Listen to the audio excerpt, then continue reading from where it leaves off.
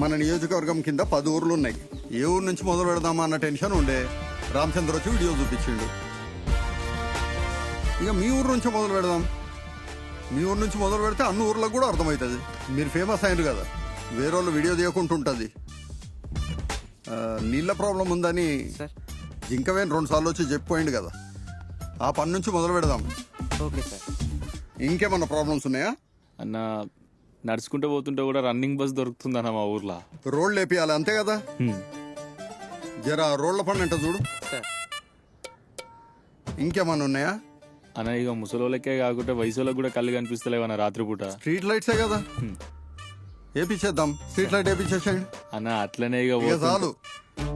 ఆ water tank inauguration పెట్టుకొని నన్ను పిలవండి, మిగతా పనులన్నీ చేసుకుందాం. పోండి ఇక పోండి. వస్తాం. Thank you. సార్ వాళ్ళతో చిన్న సెల్ఫీ తీసుకొని వస్తాను సార్.